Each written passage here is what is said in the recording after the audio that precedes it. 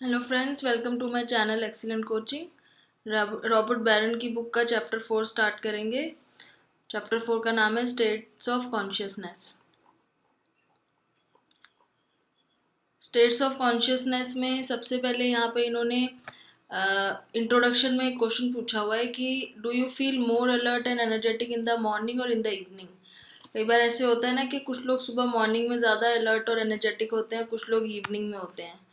और जो मॉर्निंग में ज़्यादा अलर्ट होते हैं वो आफ्टरनून में थोड़ा टायर्ड फील करते हैं, उसके बाद वो रेस्ट करते हैं, फिर शाम को इवनिंग में फिर से वो नॉर्मल अपना अलर्टनेस लेवल पे आ जाते हैं। और कई लोगों का ऐसे होता है कि वो इवनिंग में ज़्यादा अलर्ट होते हैं और वो रात को ज़्यादा अच्छे से काम कर पाते हैं बैठ के इवनिंग के टाइम पे। तो ये इसका क्या रीज़न है, अब इसके बारे में आगे डिस्कस करेंगे। बायोलॉजिकल रिदम्स में देखते हैं। बायोलॉजिकल रिदम्स क्या होती हैं, जैसे कि हमारा एक प्रॉपर वो साइकिल बना हुआ है कि हम कब उठते हैं, कब सोते हैं और कितनी देर बाद हमें भूख लग जाती है। एक फिक्स आवर्स है हमारे सबके, कि जैसे हमें पता है कि कम से कम हमें 3 घंटे बाद, हर 3 घंटे बाद कुछ खाने की ज़रूरत पड़ती है। और ऐसे कुछ साइकिल्स हैं जो बॉडी में ऑलरेडी बने हुए हैं, उनको ये बायोलॉजिकल रिदम्स बोलते हैं। Psychologists and other scientists refer such changes as biological rhythms. Biological rhythms क्यों? क्योंकि ये हमारी बॉडी को डेली बॉडी के प्रोसेसेस को, फंक्शंस को रेगुलेट करने में हेल्प करते हैं। तो क्योंकि ये एक दिन में एक बार का प्रोसेस है तो इसको इसलिए नाम दिया हुआ है कर्केडियन रिदम्स। कर्केडियन का मतलब होता है, ये लैटिन वर्ड है जिसका मतलब होता है अराउंड एंड डे। तो मतलब एक दिन में एक बार जो प्रोसेस रिपीट हो रहा है, मतलब रोज जो रिपीट हो रहा है, जो आज हुआ वो कल फिर रिपीट होगा, प्रोसेस परसों फिर रिपीट होगा। तो रेगुलर फ्लक्चुएशन होती है हमारे बॉडीली प्रोसेस में। और ये फ्लक्चुएशन जो है वो डेली एक दिन में होती है, फिर रोज अगले दिन होता है। एक फिक्स टाइम है इन सब चीज़ों का।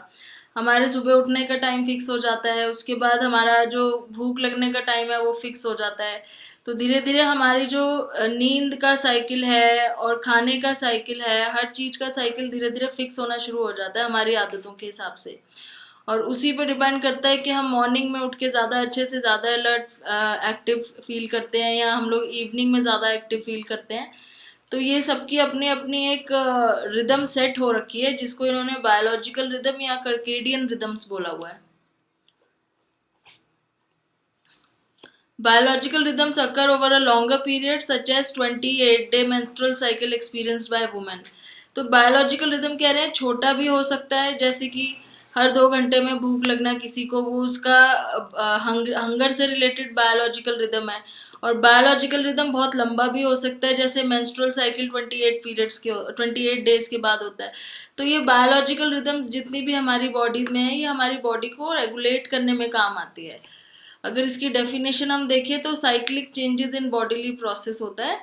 और सर्केडियन रिदम्स को इन्होंने लिखा हुआ है cyclic changes in bodily process over occurring with in a single day.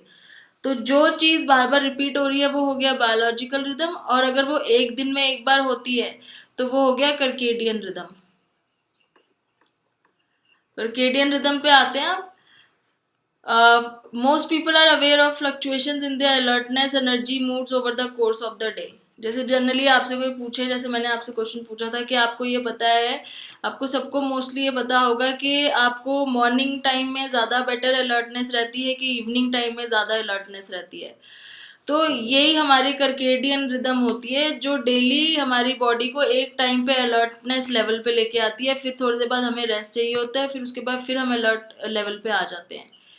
तो daily cycles occur in the production of various hormones in the core body temperature, blood pressure, ये सारी चीजें रेगुलेट होती हैं उस टाइम पे।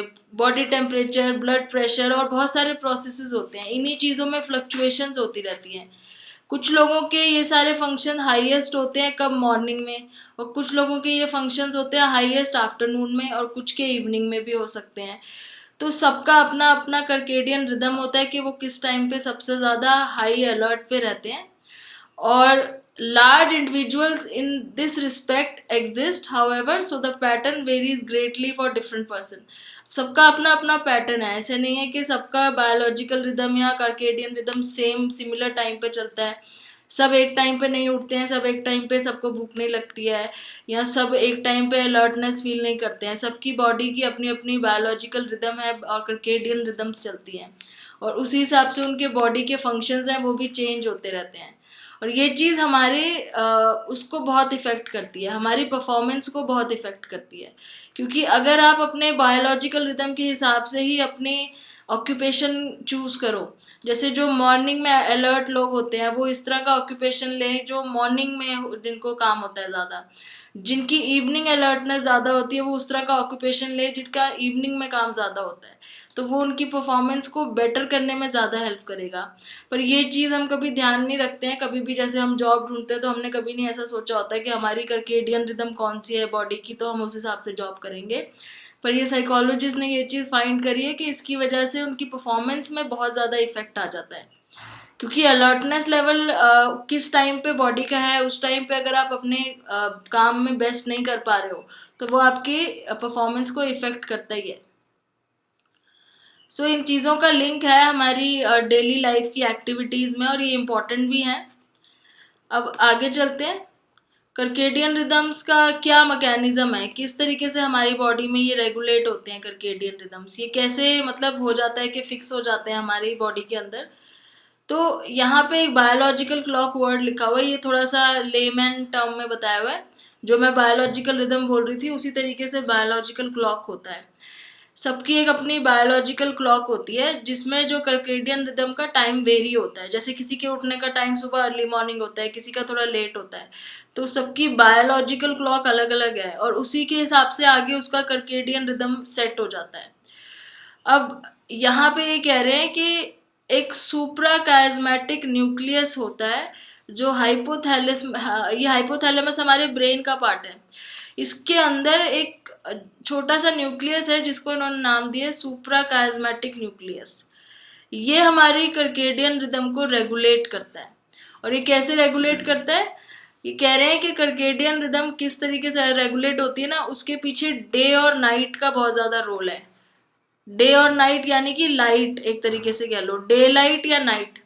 तो अब इसमें क्या होता है, जैसे हमारी आईज के थ्रू जब विजुअल स्टिमुलस हाइपोथैलेमस तक जाता है, जैसे सुबह हो रही है तो बहुत ज़्यादा लाइट हमारी आइज के थ्रू जाती है हाइपोथैलेमस तक।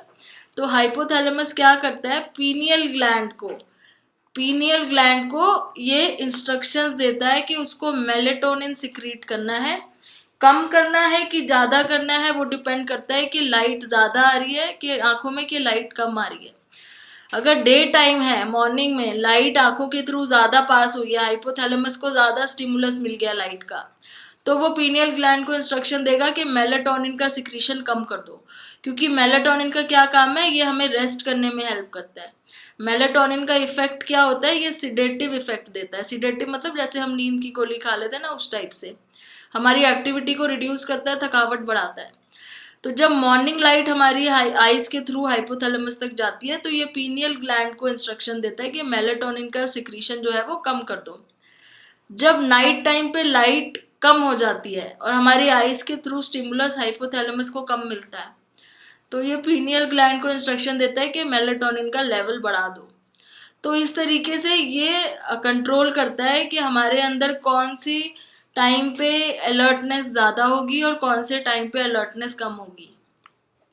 तो डे लाइट और नाइट का भी बहुत रोल है यहाँ पे मेलेटोनिन को कंट्रोल करने के लिए, जो हम लोगों को फटीग या सिडेटिव इफेक्ट प्रोड्यूस करता है हमारे अंदर। Exposure to daylight stimulates suprachiasmatic nucleus and this in turn reduces the secretion of melatonin. और डार्कनेस में क्या होता है, डार्कनेस एनहांसेस इट। जब डार्कनेस होती है तो वो इसको एनहांस कर देता है। Thus we tend to feel alert and active during the day but tired when it is dark. तो मोस्टली 90% तो लोग ऐसे ही करते हैं कि डे में उनको थोड़ा सा अलर्ट लगता है और रात को सबको नींद आती ही है। तो इसके पीछे हो सकता है कि मेलेटोनिन जो है इसका ही एक जो हमारे ऑलरेडी बायोलॉजिकल क्लॉक हमारे अंदर सेट है कि रात को हम सबको रेस्ट करना है, तो ये मेलेटोनिन का ही रोल होता हो कि जो डार्कनेस में इसका सिक्रीशन कम हो जाता है, इसलिए हम सब रात में सो भी जाते हैं, थक भी जाते हैं। तो यहाँ पे इन्होंने ये बताया है कि हाइपोथैलेमस जो है मेनली कंट्रोल करता है, और उसके अंदर एक जो पार्ट है सुप्रा कास्मेटिक न्यूक्लियस। एक इन्होंने चीज ये चेक करी है कि हाइपोथैलेमस का कितना रोल है। तो जैसे कुछ लोगों में अगर ये पार्ट डैमेज हो गया हाइपोथैलेमस का, तो उनकी कर्केडियन रिदम जी है ना, वो डिस्टर्ब हो गई है कर्केडियन रिदम। तो उससे ये चीज इन लोगों को रिसर्च करने में इजी हुई है कि हाइपोथैलेमस का ही रोल होता है कर्केडियन रिदम को कंट्रोल करने का।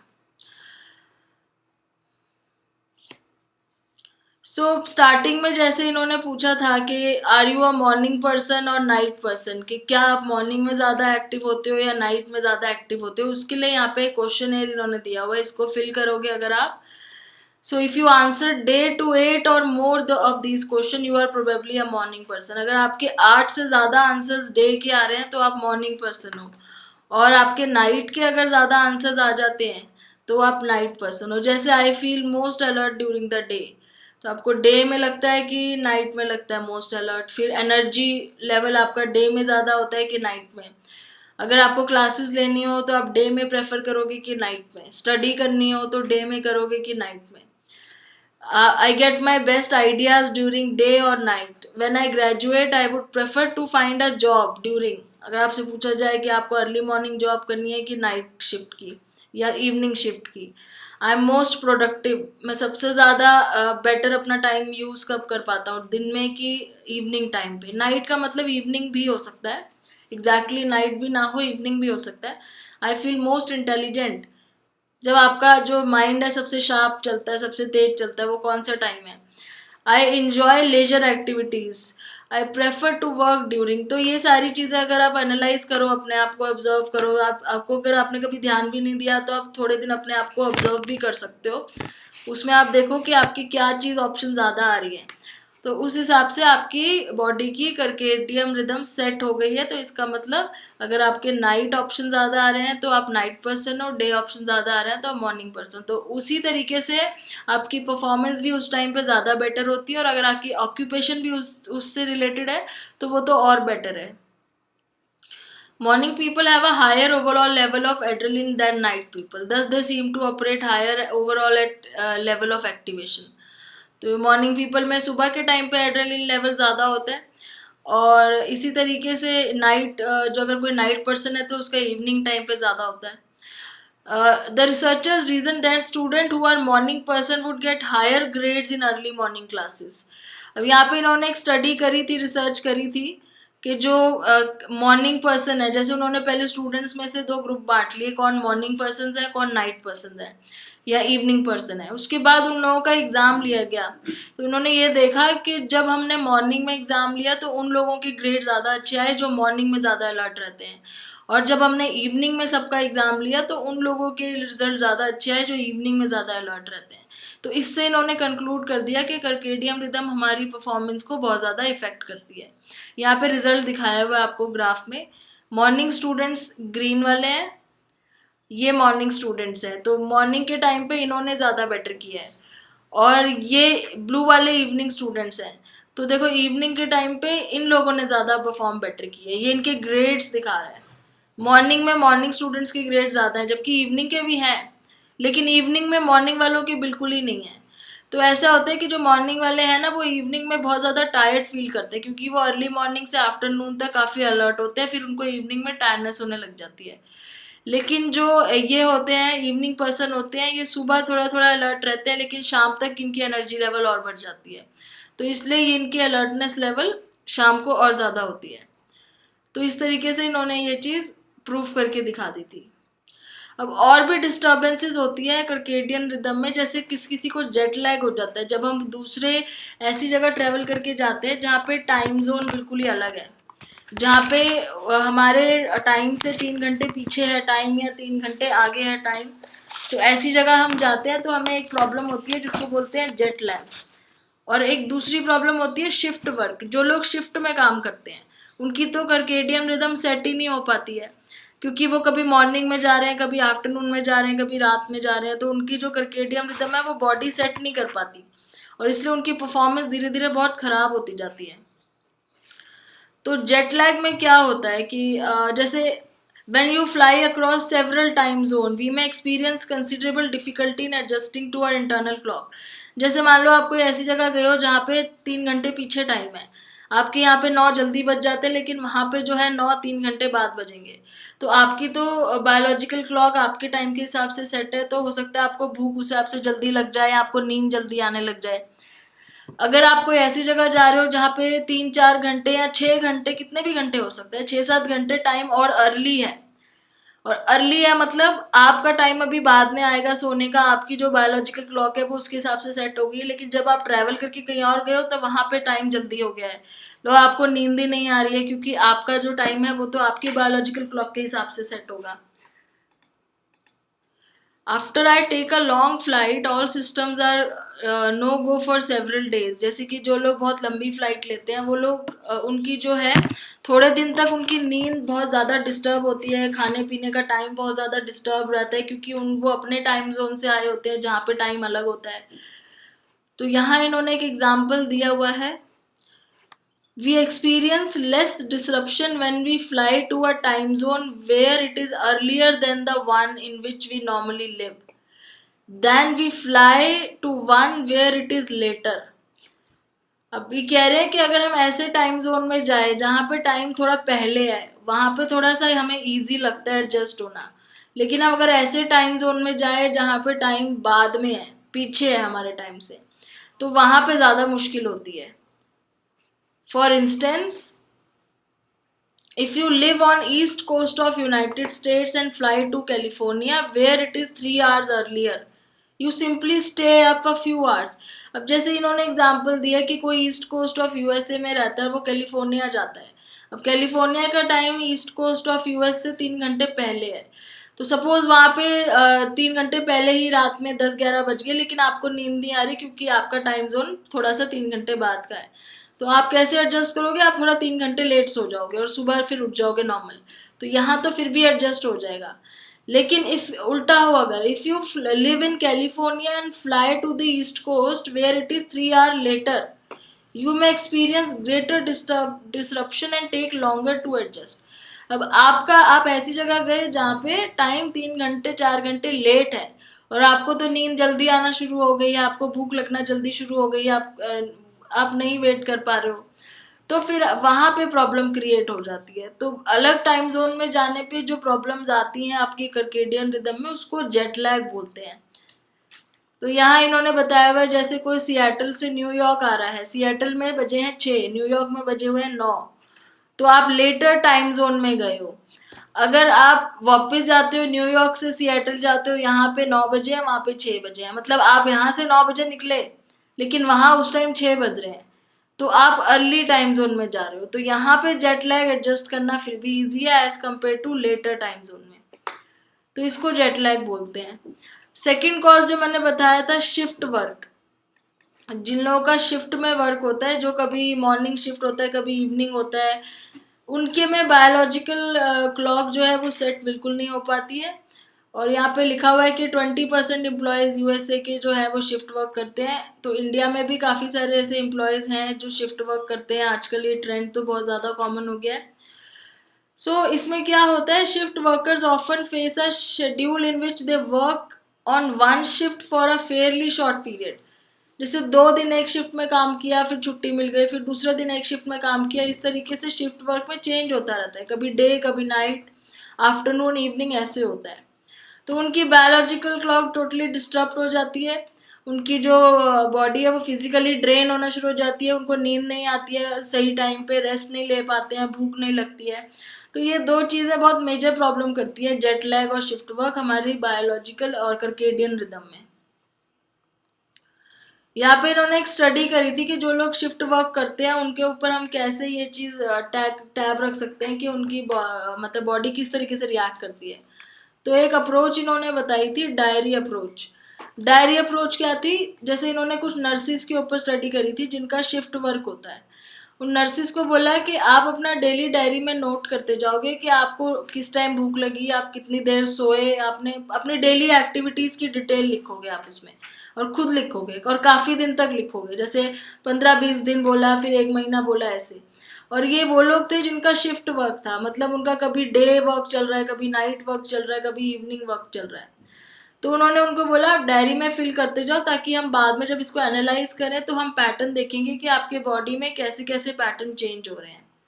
तो इस अप्रोच को बोलते हैं डायरी अप्रोच। सो अब उसमें क्या रिजल्ट आया, जब इनका डायरी अप्रोच के थ्रू इनके पैटर्न की बायोलॉजिकल सर्केडियन रिदम के पैटर्न को स्टडी किया, तो उसमें ये चीज़ें देखी कि अलर्टनेस, कामनेस, स्लीप क्वालिटी वर वर्स।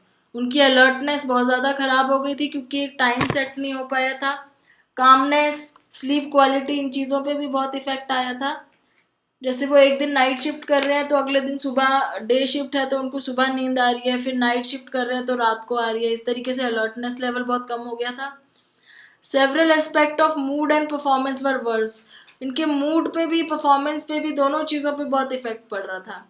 और मूड हैप्पी नहीं रहता था, चीयरफुल नहीं रह पाता था, हमेशा थका हुआ लगता था।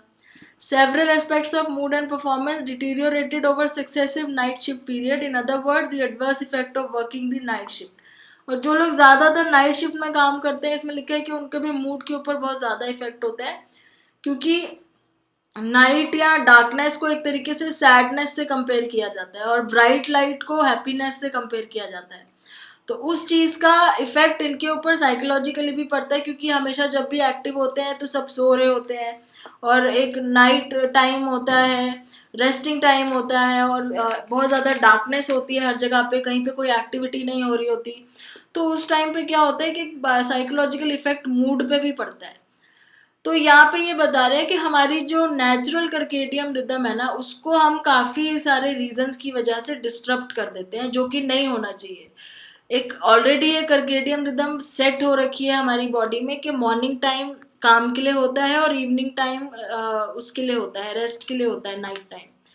तो उसी को अगर हम और ज़्यादा बेटर करने की कोशिश करें, अर्ली मॉर्निंग से शुरू करके अर्ली नाइट सोने की कोशिश करें, तो हमारी बॉडी उसके हिसाब से अच्छे से एडजस्ट करती है। लेकिन अगर हम उसको ख़राब करने की कोशिश करते हैं तो बॉडी को भी थोड़ा सा प्रॉब्लम होती है एडजस्ट करने में। Research on the effect of shift work using diary method and other techniques pointed to unsettling conclusion. अब इन्होंने शिफ्ट वर्क की बात की है कि शिफ्ट वर्क में क्या पता चला है कि एक तो poor on the job performance हो जाती है, दूसरा एक्सीडेंट बड़े होते हैं आपके काम में, क्योंकि आप इतने ज़्यादा अलर्ट नहीं होते, नींद में होते हो, थके हुए होते हो, तो उस टाइम आपसे बहुत गलतियाँ होती हैं जो इंडस्ट्री में होते हैं, एक्सीडेंट्स बहुत होते हैं और आपकी पर्सनल हेल्थ पे तो बहुत ज़्यादा इफेक्ट आता ही है। तो ये बहुत ही ज़्यादा इम्पोर्टेंट इन्होंने एक इम्पोर्टेंस दी हुई है यहाँ पे, जो भी इतना बड़ा जो हमने टॉपिक पढ़ा है, ये पूरे चीज़ इसी चीज़ पे इम्पोर्टेंस दे रहे हैं कि हमारी बॉडी में जितने भी ये सर्केडियन रिदम्स एक बार बन जाते हैं उसको डिस्टर्ब नहीं करना है। अगर आप मॉर्निंग पर्सन हो तो आप वही उसी तरह का ऑक्यूपेशन चूज करो जहाँ पे आपको मॉर्निंग में अलर्टनेस लेवल चाहिए। अगर आप नाइट पर्सन हो, आपकी ऑलरेडी सर्केडियन रिदम नाइट के हिसाब से या इवनिंग के हिसाब से सेट है, तो आप उस तरह के उस टाइम पे वो वाले काम करो जब आपको ज़्यादा अलर्टनेस चाहिए। तो ऐसे ये यहाँ पे इन्होंने बात करी है अलर्टनेस लेवल की हमारे। अब आते हैं वेकिंग स्टेट्स ऑफ कॉन्शियसनेस पे। वेकिंग स्टेट ऑफ कॉन्शियसनेस से इसको समझने के लिए पहले एक क्वेश्चन है यहाँ पे कि जैसे अभी आप पढ़ रहे हो तो उस टाइम पे क्या आप एक एक वर्ड पे ध्यान दे रहे हो या आप खाली बुक को देखते हो और आप कुछ और आपके मन में चलता है, इधर उधर दिमाग घूमता है, आपको लगता है कि आप पढ़ रहे हो लेकिन आपके माइंड में कुछ और चल रहा होता है। तो इसका मतलब आपके अंदर एक से ज़्यादा कॉन्शियसनेस है। एक कॉन्शियसनेस क्या है, जो आप बुक में पढ़ रहे हो, आप बुक के वर्ड्स को देख रहे हो, वीडियो को देख रहे हो, सुन रहे हो। दूसरी कॉन्शियसनेस क्या है, जिसमें आपके साथ में माइंड में ये चलता जा रहा है कि आपने और क्या करना है, आगे क्या पढ़ना है और कौन सी एक्टिविटी करनी है। तो वेकिंग स्टेट्स ऑफ कॉन्शियसनेस में यहाँ स्टेट्स लिखा हुआ है, स्टेट्स स्टेट क्यों नहीं लिखा, एस लगा है। एस का मतलब स्टेट एक नहीं, हमारी कॉन्शियसनेस की भी दो स्टेट्स होती हैं। एक वो होती है जो हम सामने जो एक्टिविटी कर रहे हैं वो देख रहे हैं, दूसरी स्टेट होती है जो हमारे माइंड में अंदर अंदर एक चीज़ चलती रहती है, हम सोचते रहते हैं कि हमने और क्या करना है या क्या किया था, जो कैलकुलेशन अंदर हमारी चलती रहती है पूरा दिन की एक्टिविटी की, इसलिए वेकिंग स्टेट्स ऑफ कॉन्शियसनेस।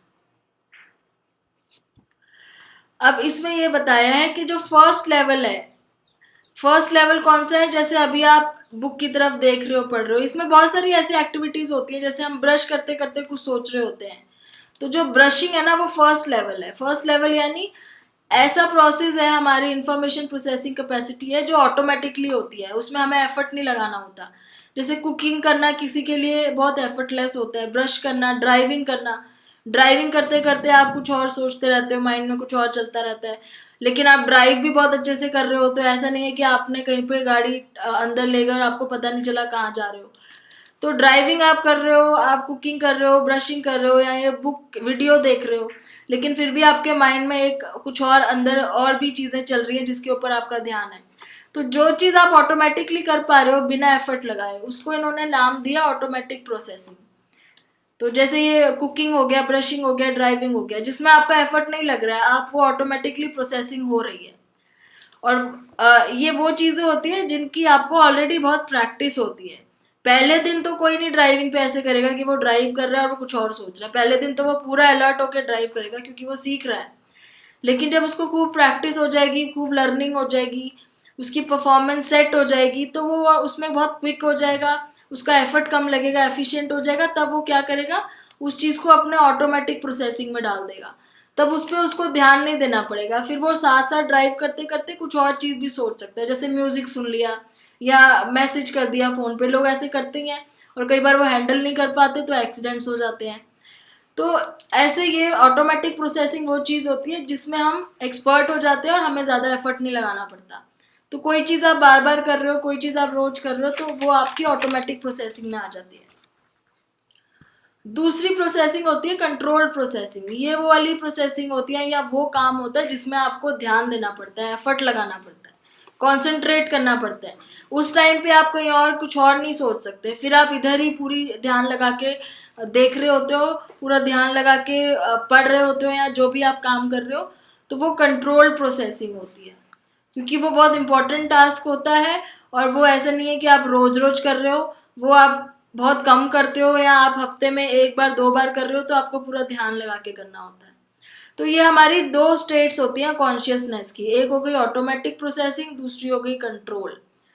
तो कोई चीज आप रोज करते हो तो वो आपकी ऑटोमेटिक में चली जाती है, और जो चीज आप कम करते हो, जिसमें आपको प्रैक्टिस कम है, अटेंशन ज्यादा चाहिए, तो वो कंट्रोल प्रोसेस में रहती है। और कभी कभी ऐसा होता है कि हम एक ही टास्क में दोनों चीजें यूज कर लेते हैं। एक ही टास्क में कैसे, जैसे कि आपने कुछ चीजें पढ़ी, पढ़ते पढ़ते बीच में आपको कुछ और ध्यान आने लग गया, फिर वापस आपका ध्यान उस चीज पे आ गया जो आप पढ़ रहे थे, तो आप उसमें कंट्रोल प्रोसेसिंग भी कर रहे हो, साथ में आपकी ऑटोमेटिक प्रोसेसिंग भी हो जाती है बीच में, जब आपका ध्यान कहीं और चला जाता है, फिर वापस आपका ध्यान आ जाता है। तो एक ही टास्क पे आप दोनों चीजें करते हो। और इसी वजह से क्या होता है, डे ड्रीम्स होते हैं और फैंटेसीज होती हैं। तो डे ड्रीम्स क्या होते हैं, जब हम कुछ करते करते कुछ और सोचने लग जाते हैं, हम कोई काम कर रहे हैं या हम कोई नोट्स बना रहे हैं, कुछ लिख रहे हैं, और बीच में हमारा माइंड कुछ और सोचने लग गया है, आगे फ्यूचर में क्या करेंगे, हमारे थॉट्स, हमारे माइंड में इमेजेस आ जाते हैं, थॉट्स आने लग जाते हैं, तो उनको डे ड्रीम्स बोलते हैं। जनरली मोस्टली ये देखा गया है कि डे ड्रीम्स चार कैटेगरीज के होते हैं। एक होता है सक्सेस और फेलियर, या तो आप अपने सक्सेस के बारे में डे ड्रीम करते हो कि आगे क्या करेंगे, उससे क्या रिजल्ट आएगा, या फिर फेलियर हो गया होता है तो उसके बारे में सोचते रहते हो कि ऐसे क्यों हुआ था, क्या गलती हुई थी। सक्सेस और फेलियर के ऊपर डे ड्रीमिंग ज़्यादा होती है।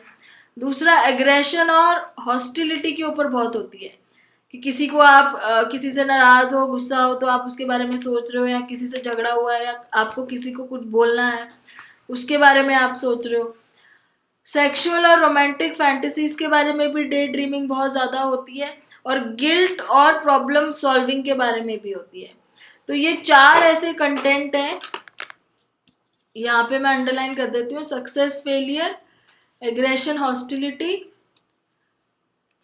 सेक्सुअल और रोमांटिक फैंटेसीज, और गिल्ट या फिर प्रॉब्लम सॉल्विंग, कि आप माइंड में कुछ ना कुछ अपने प्रॉब्लम भी सॉल्व कर, कुछ काम भी कर रहे हो, साथ साथ प्रॉब्लम भी सॉल्व कर रहे हो। प्रॉब्लम यानी कि आपकी डेली रूटीन में, डेली लाइफ में कोई प्रॉब्लम है तो उससे।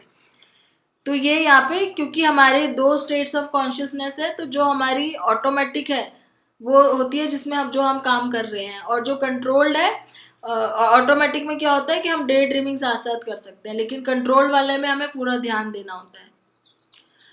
तो automatic processing, processing of information with minimal conscious awareness, control processing, processing of information with relatively high level of conscious awareness, day dream, imaginary scenes and events that occur while an individual is awake, and fantasies intense and vivid day dreams. तो fantasies क्या होते हैं, जब वो बहुत ज़्यादा intense हो जाते हैं, डे ड्रीमिंग जब आप उसमें बिल्कुल ही खो जाते हो कि कोई आपको बुला रहा है और आपको पता ही नहीं चलता जब तक वो आपको हिलाए ना आके, तो वो फिर फैंटेसीज में हो जाता है। अब सोर्सेज ऑफ डे ड्रीम्स है जिसको नेक्स्ट वीडियो में डिस्कस करते हैं, इसको यहीं पे एंड कर रही हूँ। Thanks for watching.